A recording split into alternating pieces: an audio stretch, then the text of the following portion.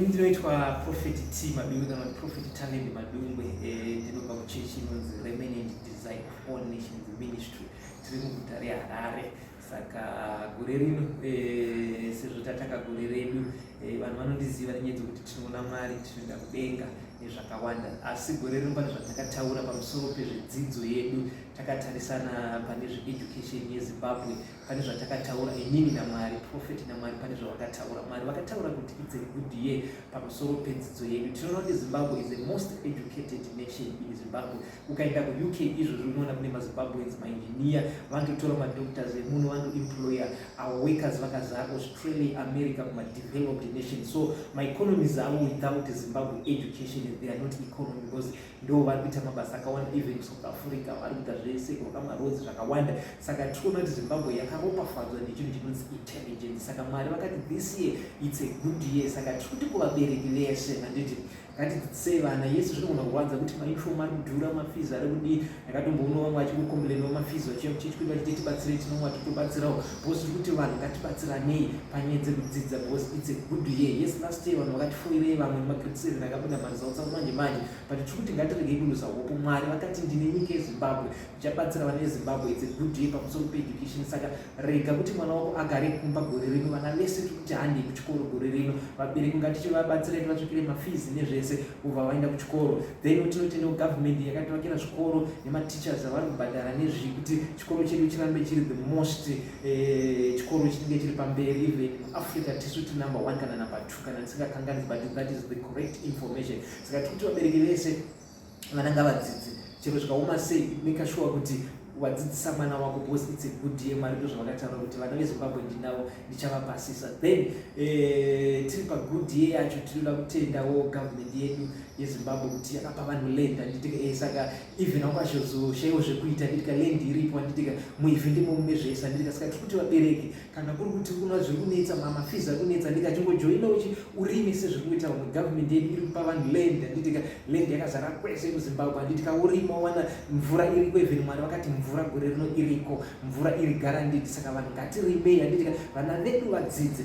Nhasi tiri kudzvara, handitika we are sowing, tichiendesa vana kuchikoro zvichirema, handitika, but tichazodzidza vazoenda kuna maUK vava edoctor. Hauzofariri mwana wako achinzi agraduate paUZ uchinzi ndo baba vacho. Chero even wakawana through farming kana even kuda kupinda mune zvemining munyika yeZimbabwe, government iri kuti munhu wese ngawane ayo land yake, munhu achirima achiita zvese, handitika. Saka tinoti gore rino igore rakanaka, marains edu ari right.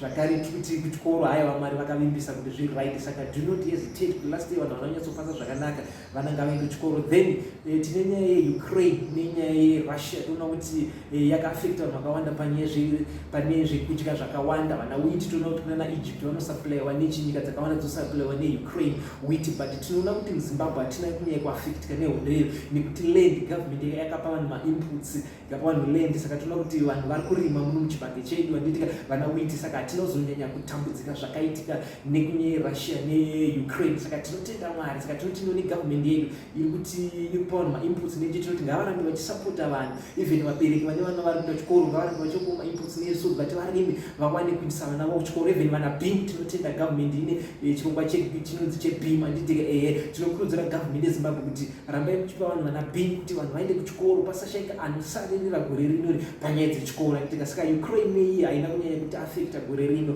Mwari vakatitirawo zvakanaka kuti tirikuzvitirawo zvinhu zvedu, but kune vakaafektawo tinoti Mwari ngaitire zvakanaka. But nyika yeZimbabwe yakaropafadzwa, handitika. Hakuna kwaunoshaya tisu tinonzi vanhu vakadzidza maBritons kuti ikonomi yavo iite vandoda isusu maZimbabweans, handitika.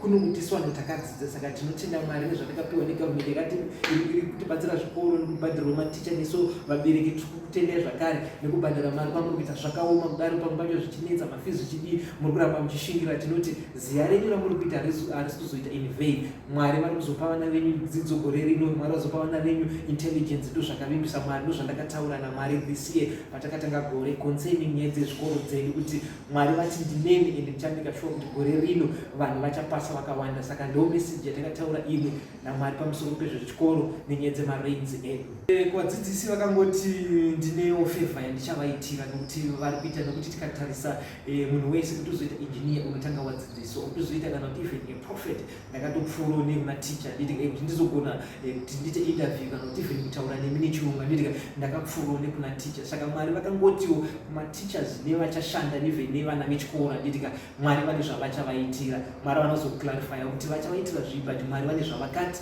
vane zvavachaitira. But inini as a prophet nditi ndinoti ndo government pakapera ugore vamatichers vakapiwa bonuses. Tinoti government yedu yeZimbabwe ngairambe ichimira nematichers anditi ndozvati vanenge vane matambudziko avanenge vanawo vanenge vachisangana nawo anditi toti government yedu ngaimirwe nematichers.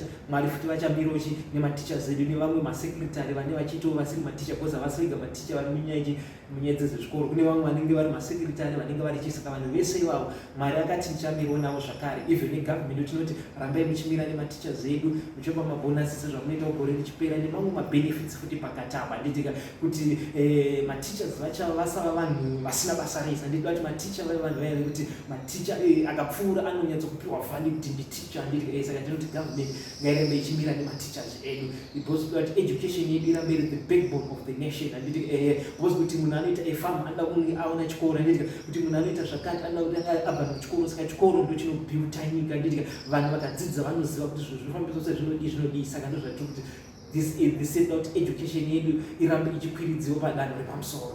Zviri kunze kwezvedzidzo ndingangoti Mwari vakangoti ngatina matray for peace. Ndo zvinhu zvandakangotiwa argued semachristians kana vanhu vese kuti let us pray for peace for our nation. Chete ndo zvakataurwa naMwari kuti ngatina matray chinhu chinonzi runyararo anditi ndo chinhu chikudiwa naMwari. Peace peace peace. Tiri kuramba tichitaura kuti peace peace peace. Mwari vakangoti peace peace munyika yeZimbabwe gore rino ra2023 ndo zvimwe zvinhu zvakataurika pamusoro pe outside education yeZimbabwe. Prophet Madungwe kuita zvinhu zvakawandisa gore ra2023. Mwari futi vakati ndoda kuti vanhu vakawanda vaqualify for heaven gore ra2023. Saka Mwari vari kupa kunzi automatic advanced entry gore rino kune vanhu vari kushandirawo Mwari nemota dzavo nedzimba dzavo nemasitendi avo nditika pane anonzi masymbolic automatic advanced entry, pane anonzi advanced automatically heaven entry, pane imwe futi kuya mwedzi uchipera futi zvimwe yatikuintroduce futi automatic heaven entry yakutsanangura mbichana kuti zvinorevei.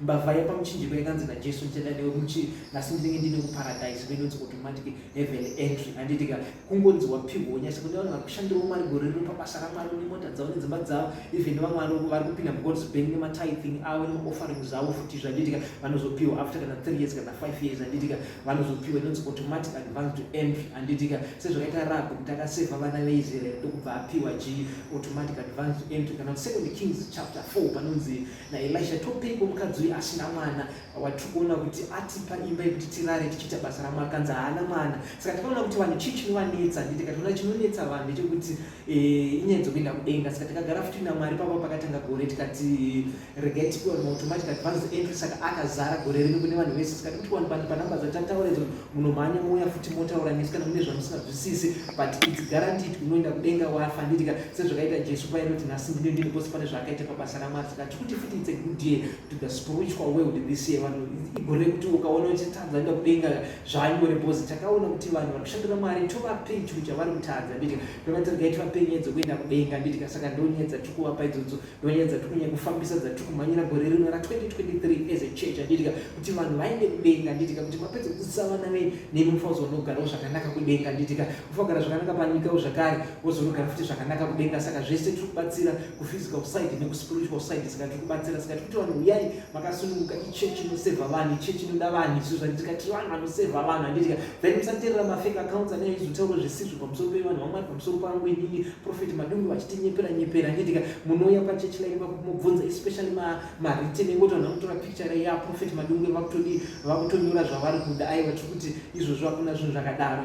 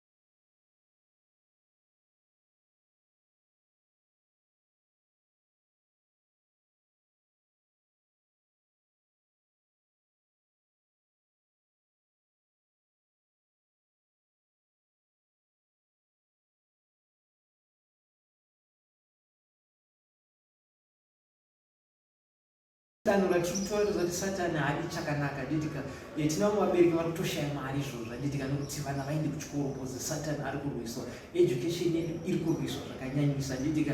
So isusu chekutanga ndichaendesa Prophet Madungwe ndikunamatira the education system yedu zvakanyanyisa zuva rese iko zvino 2023 ndichinamata ndione chikoro even kuti vasaita accident vana venyu ndichange ndichivanamatirawo even Mwari vakavimbisa maangelics handitika saProphet Madungwe vachinzi the even army commander handitika Mwari vakavimbisa kuti the angelics asainwa kuti vabatsire the Zimbabwean education handitika maangelics hapana panoshanda pasina maangelics. Joshua tonoona kuti achinopinda muJericho anosangana nemutumwa akati ndinemi kwanze kusaiti kwedu kanzi ndinemi handitika. So ndo vakabatsira kurwiswa kweJericho kuti Israel iwine. Saka panoitika mabattles ese handitika Mwari vanenge vari kusaiti kwedu. Saka tiri kuona kuti education system yedu ichatonge iri backed up by the angelic nesu ana Prophet Madungwe as the revelant commander tinemi nemaprayers zvese. Saka tinemi yeSatani ari kurwisa even warwiswa sei do not surrender handitika. Tsvaka mari iwe mwana wako aende kuchikoro. Gore rino hatidi vanhu vari kusara kuchikoro mwese kuchikoro handitika even kubva kuma-ECD vana vadiki veva hakuna zvokuti andozongomuti ati pamberi mwana wese panoti ava 3 years 4 years kuma-ECD chero zvikaoma sei zvikadii ndataura ndikati it's a sowing time handitika.